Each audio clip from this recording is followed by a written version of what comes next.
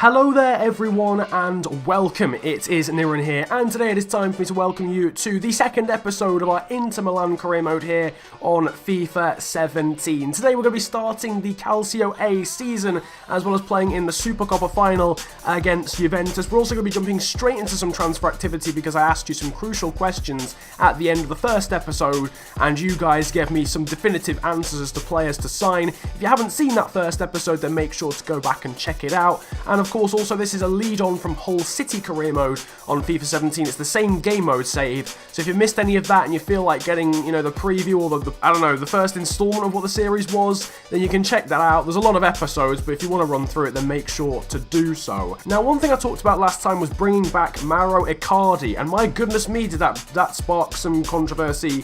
Well, not controversy, but some discussion. What I learnt from the whole Icardi situation is that it's quite complicated. I genuinely did know that Inter Milan's had fallen out with Icardi because he wanted to leave, or comments that he'd made, I think about a year and a half ago, 2 years ago maybe.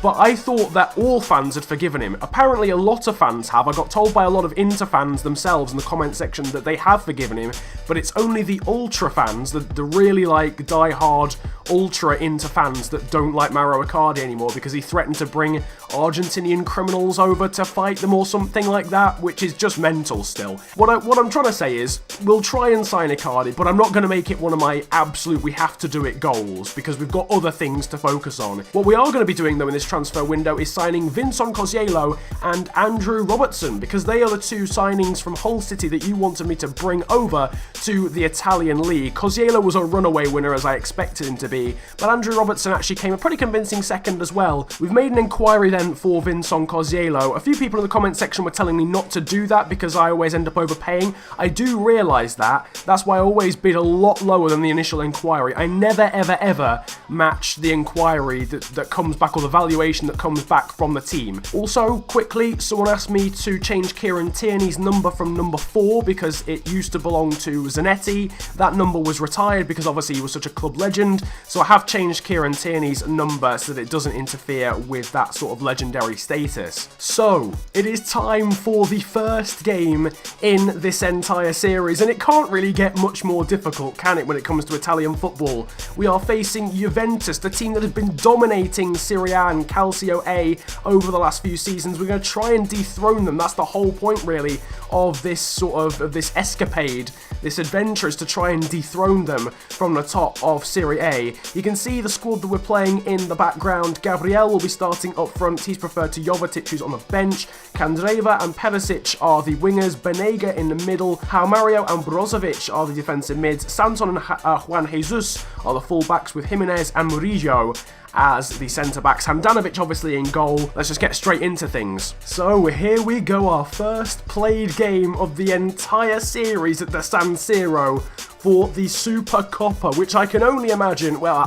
I pretty much know, is the Italian alternative of the Community Shield. And it's also, would you believe, an opportunity to get our first silverware in our first game. It would be the perfect start, but I know this is going to be a difficult game. One thing I am thinking about really at the moment a lot is the formation that we're going to be using in this series. I've got a few suggestions to go for 3 at the back. We'll have to see how 4 at the back goes. And then we'll sort of experiment as we go through the early stages of this season. Early foul there on Juan Cuadrado from Juan Jesus. The two Juans going against each other. Ball swung in. Can we head it away? It's chested down. It's fallen to Cuadrado, who hits the post straight away in this game. And just about surviving very early on. There's a man down here for Juventus, but we're going to carry on playing regardless. Also, I've got to get used to these players. This is the first time I've used any of these guys. I've never used any of these players on career mode ever, I don't think, apart from Davide Santon way back in the day. Here's Gabriel, though, going for a long-range strike. Comfortable save, though, from Neto. He's looked quite good, actually, on this right-hand side. Has Santon been getting involved in the attacks, although that pass back to Kandreva wasn't great. Santon's got a little bit... Kandreva's got a little bit of space here. He's going to put that out wide now to Davide Santon, who can put a ball into the box towards the back post for Gabriel, and it hits the side netting. Very good attempt from the Brazilian striker, and a great ball in again from Santon. We're edging our way into this game. That's a poor pass out there from Neto. Gabriel's trying to get in, but he's been pulled back, and dispossessed by, I think it was Bonucci in the end, to Candreva. Again, the overlapping run in from Davide Santon. Going to put a ball in towards, and it's in by Ivan Perisic, I think, at the back post. No, it's not. That's 77. It's his countryman. It's Marcelo Brozovic who scored at the back post, and it's Davide Santon again putting the ball into the box, and Brozovic is there. He's got away from Joel Veltman, and he's just about stuck it past Neto. Oh, it's a first goal of the series, and it's Brozovic of all people, the defensive midfielder, or the central midfielder, playing in that slightly more holding role. Great goal, great little ball across. Santon, who's been so influential already in this one, so if he can prove that he's got the ability and he's got the defensive know-how and attacking capabilities, then he'll obviously be used. Nevertheless, that's in towards Ever Banega. Great save, though, from Neto. The referee blows for the interval, and we're going in at the break 1-0 up thanks to a goal from Marcelo Brozovic. Early scare for us at the start of the first half, just 3 minutes in.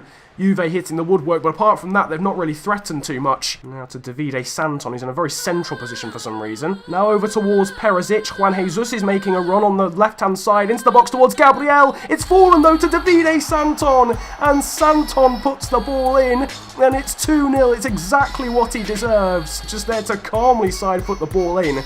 Great work, in fairness, from Gabriel in causing the pressure as well, which led to the mistake from the Juve defender. Good passing play here from Juve. This is Marquisio again. The shot comes in. Good save, though, from Handanovic to beat it past the far post, really. We've got some space here down this left-hand side. A ridiculous amount of space for Juan Jesus to run into. He's going to go alone. Juan Jesus with the chance, but it's blocked and over the bar. And with 10 minutes of the Supercoppa game to go, we are going to make some changes. Ever Banega is going to come off. The attacking midfielder will be replaced with Gianluca Caprari, the centre forward. How Mario is also going to come off for Jeffrey Kondogbia. So yeah, we'll bring on Jason Vargas as well for Ivan Perisic for the last 10 minutes. So here we go then, just before this corner gets swung in. It's a debut for Jason Vargas after his move from Argentinian side Estudiantes. Some fresh legs as well should hopefully help with the counter-attacking that Juve are going to be trying to pull off at this late stage in the game, throwing everyone forward.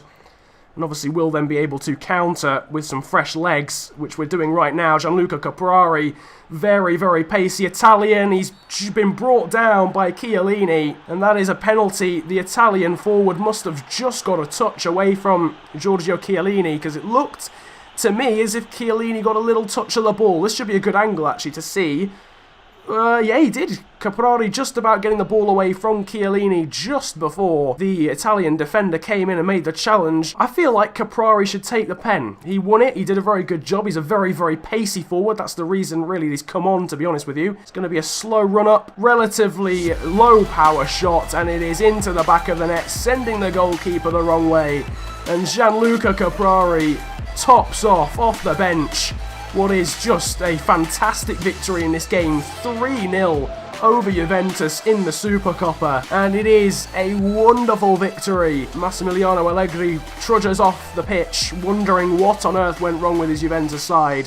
That confirms our first piece of silverware in our first competitive game in charge, which is just absolutely astonishing. I don't expect these games to be as easy as that one. I knew it was going to be a slightly different challenge, if you like, because it was a big team, but we are the champions then, and it is the Supercoppa Nazionale for Internazionale, and I'm pretty happy with that first piece of silverware. Very, very good performance. Very, very happy. Here's your ratings then, and unsurprisingly, it's a man-of-the-match performance from Davide Santon, who got an assist and a goal in that game and just generally was fantastic down the right-hand side. 9.3 as well for one of the other goal scorers, Marcelo Brozovic, who got the ball rolling with that first goal. So we've got a valuation then back from Hull City for someone we know very well, Vincent Cosiello. Hull would want £49 million for the Frenchman. Obviously, again, as we know, that's probably, that's unrealistic. We're not going to have to pay 49 mil. We've also got a valuation back, as well, for Djibril Sidibe of Monaco. They want 31, but again, we could probably lower that to somewhere near 20. Anyway, before we think about signing any fullbacks whatsoever, and obviously Davide Santon put in a very good performance, we're going to go in for Vincent Cosiello. Obviously, he won the vote. when it came to players from Hull City that we should bring back. We're going to go in with a quite insulting bid, in all honesty, in comparison to what we've just had a valuation for. We're going to go in with £27 million. So, we've got a bid for one of the players that is up for sale. It's Raffaele Di Gennaro, the goalkeeper, 73 rated, 24 years of age. His valuation is 2.8, but RC Lons have come in with 2.3. We are going to match the valuation of the player, so we'll counter-offer for 2.8. Hull City then have rejected our first bid for Vincent Cosiello. Sort of expected that, to be honest with you, but I needed to know where I stood. We're going to haggle. I'm not overpaying for anyone, so we'll put in a £32 million bid and see where that gets us. Got an email back then from French side RC Lons. They have decided to match the asking price for Raffaele Di Gennaro of £2.8 million, so hopefully the Italian will be joining them in the near future. So then, Hull City have actually accepted our second bid. I wasn't expecting that either. Maybe we could have lowered it to maybe 30 mil. 32 I think is a decent price, to be honest with you, especially given the inquiry that we got in the first place was £49 million. Vincent Cosiello is now wanting 80k. That's quite a substantial pay rise from what he was on at Hull City, but we can still comfortably afford that realistically. And we'll probably say important first team player, because I can't guarantee that he'll play ahead of Ever Banega in every single game. Well, this is just simply not a message I was expecting to receive. We've got an email from the Inter board saying that earlier this year we set out to complete our long-term goal of increasing the club's worth within 2 seasons. We can confirm that we've achieved it. So what? I think we've been in this job for about a month in-game, and we've already done that, apparently. We were meant to do it within 2 seasons. Raffaele Di Gennaro has been sold then to RC Lons for £2.8 million, and we've been allocated £2 million of that transfer deal. And we've also got a bid in for Zayturbo. Now, this is an interesting one, because this guy also caused some discussion in the comment section last time. People were telling me that I should keep him. He might be useful as a backup striker in sort of Italian cup games and stuff. Obviously, he's not going to get above people like Gabriel and Jovetic and Andre Hahn, but beyond that, he could be of decent use. So we'll go ahead and reject all offers, and we'll at least try this guy out before we consider selling him. My sincerest apologies go out to Hull City fans, because we're about to nick another one of your players. Andrew Robertson, of course, people wanted me to take him with me from Hull City to Inter Milan, so we're going to make a cheeky bid for him as well. Now, I was thinking actually just going straight up 10 mil, but haven't we got some left backs that we're wanting to sell? Yeah, we'll try Andrea Ranocchia. We'll try Andrea Ranocchia, and we'll actually knock down the bid from 10 mil to 6 mil. Now, our contract offer for Vincent Cosiello has been declined because he says he wants a bigger role in the squad than what we have offered, which is quite frustrating, because I don't really, we simply can't feasibly give him a crucial first team player role and him be happy with it, because it's just not going to happen. But we're still going to try it. We're gonna go ahead. We'll offer him 82k just so it's above the offered wage, but we will go crucial first team player because I do really want to sign him. We've had yet more rejection when it comes to Hull City. They've rejected our first bid for Andrew Robertson because they're not interested in the player that we've put in. So we'll try Danilo D'Ambrosio along with the same price tag. Actually, no, we'll bump it up to 8 mil. Second bid has been rejected for Andrew Robertson because, again, they're not interested in the player, which is really frustrating because there's so many players we need to get off the books still, and we're just not getting bids for them. So we need to start involving them in trade deals, but we just can't at the moment. But Vincent Cosiello has accepted the second contract offer that we put on the table for him, so the Frenchman will become our second signing of this season, and he is officially brought with us from Hull City to Inter Milan. We've signed him twice in this series, once from OGC Nice to Hull and another time to Inter, and he becomes our most expensive signing as well in this series, or in this new adventure with Inter Milan in terms of the transfer fee.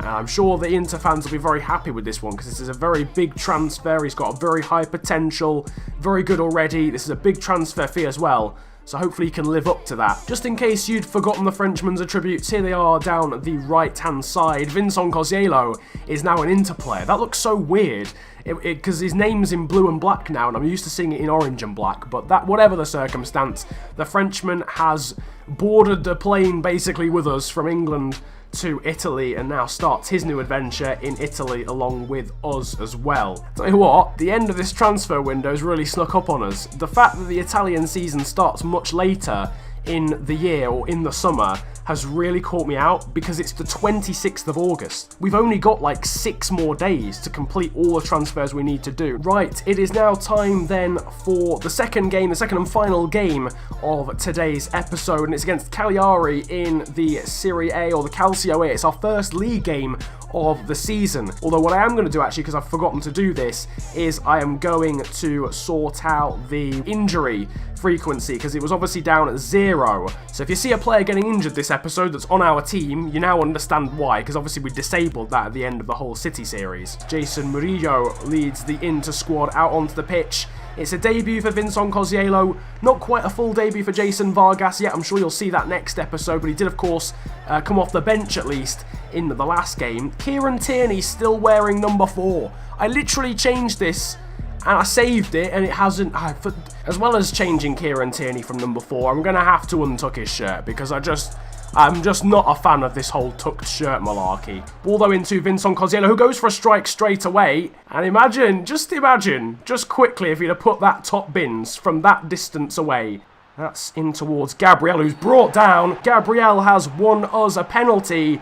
It's a really, really unnecessary challenge. I think it's Bartosz Salomon, the Polish centre-back. He's an absolute beast of a man, but he's just... Gabriel's not even facing goal, and it's a second penalty of this episode, not of this series, of this season so far. And Gabriel, who won it, is going to be the man who steps up to take it here against Carrizzo in the Cagliari goal. Again, just a completely unnecessary challenge. I'm going to go here to the left-hand side, and it's saved by the goalkeeper.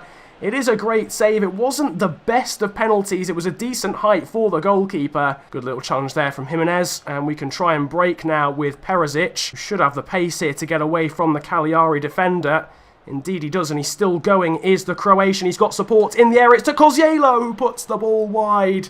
That is definitely our best chance of the game, barring the penalty. Here is Jason Vargas then. Got an opportunity to run at some players here as the Chilean. And he's definitely doing so. He's got a bit of an opening. Actually goes for the shot on the left foot. But it's a little bit wild and it's high and wide. Didn't really look as if he got a very good connection with that, in all honesty. And nice to see him charging at players basically immediately after coming off the bench. There's a very questionable ball out there. It's Gabriel. He can find Vargas. And it's been given as a foul. Oh my word. That would have just been a tap-in. Vargas would have just tapped that in. I want to be frustrated. I want to be annoyed at the decision, but I do understand because Gabriel did sort of just ever so slightly clip the heels of the defender, which is why he missed the kick. So, and it's 0-0. It was an alright game. There was a few chances here and there, but yeah, I feel like Cagliari set up for that. Obviously, the stereotype around Italian football is that this happens a lot, but that very much felt like an old-school Italian game. Ratings-wise, it's a second man of the match in a row for Davide Santon. We'll be doing player of the episode at the end of this one, and I feel like he's got a pretty good chance of winning that award with an 8.2 rating. An 8 rating as well for Cosiello. Got a loan offer coming in from Leeds United for Youssef N-Naziri, so the 21-year-old 72-rated striker will be going on loan to the Championship for this season. So then, the final thing, well, the final proper thing we're going to be doing in this episode is making some bids for some wingers, because that is the final position in the squad that you look at and think, right, we definitely need to improve. And the final 5 players that I'm going to be choosing between are Angel Correa, who you can see here, is playing for Southampton, not Atletico Madrid. They want a bid in the region of 56 mil. That's more likely to be about 35. Monaco want 51 million for Bernardo Silva, which is more likely to be about 32. Same for Cosiello. Juventus don't technically want to sell Marco Piacca to us, but I'm sure we could convince them realistically. And Sassuolo want a bid of around about £53 million for Domenico Berardi. On top of that as well is Thomas Lamar. I don't think we've received word back about an inquiry, but we're still going to make a bid for him regardless. So whilst I'm making a bid for all of these players, which first of all is going to be a cash plus player bid, involving Josip Ilicic, and we'll see where we get with that. I want you guys to vote in the top right of the screen, which is a poll as to which of these 5 wingers, or which one of these 5 wingers you would like me to sign. Obviously, whoever wins the poll will be the player that we bring in. We're just going to make the bid, though, for Domenico Berardi.